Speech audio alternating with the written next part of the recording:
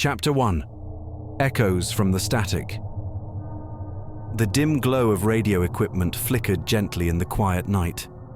The soft hum of machines filled the small, solitary room, a comforting rhythm that kept the night feeling alive. Above, a red on-air sign pulsed slowly, casting a soft, eerie glow around the studio. Rupert Vale, a seasoned late-night radio host, leaned into his microphone, adjusting his headphones with practiced ease. Outside, rain tapped softly against the window, creating a steady backdrop to the familiar solitude of the station. He spoke calmly, his voice smooth and reassuring, tinged with a comforting weariness. It's 2 a.m. and you're listening to Dead Frequency, your last stop before sleep takes over, or before your shift drags on. This is Rupert Vale, keeping you company through the static. Call in, tell me what's on your mind, or just let the music carry you wherever the night takes you. With a gentle flick of his hand, a vinyl record crackled softly to life. A slow, smoky jazz tune began to play, filling the airwaves like smoke drifting into darkness. Rupert stretched slowly, yawning as he leaned back into his chair. Another quiet night, he thought, until suddenly his eyes caught a flicker of movement. The call board lit up unexpectedly, cutting through the serene atmosphere. Rupert blinked in surprise, his curiosity stirred. It had been an hour since anyone last called. Leaning forward, he pressed the button to connect, speaking with gentle intrigue. "Looks like we've got a night owl on the line. You're on Dead Frequency. Who's this?" At first, only silence greeted him, a tense silence. Then came a faint crackle of static, followed by hesitant, labored breathing. Rupert felt a subtle unease grip his chest as a voice finally emerged, thin and strained. "Help me."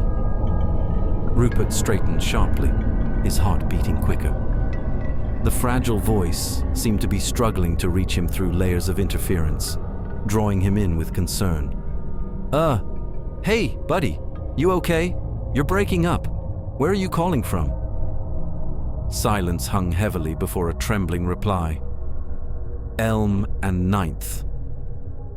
Rupert's brow furrowed, unease deepening. Elm and 9th was only a few blocks away. He glanced nervously out the window, peering into rain-streaked streets that lay quiet and empty, glowing softly under streetlights. "What's going on there? You need me to call someone?" he asked urgently, a protective instinct flaring.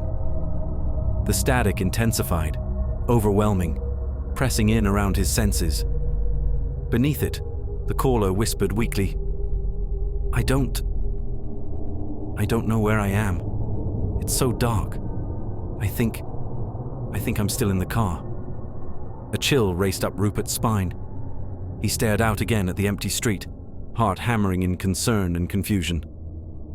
"All right, buddy, listen to me. Are you hurt? What car are you in?" Rustling came through the line, fabric brushing, shaky breaths. Then a voice, thick with fear and desperation, murmured, It's the same call." Rupert's breath caught sharply. "What?" The caller's voice trembled, almost sobbing through the static. I called you before, but it wasn't now. It was years ago, but I never got out." The room grew colder instantly, heavy with dread. Rupert felt the oppressive hum of the equipment pressing against his ears.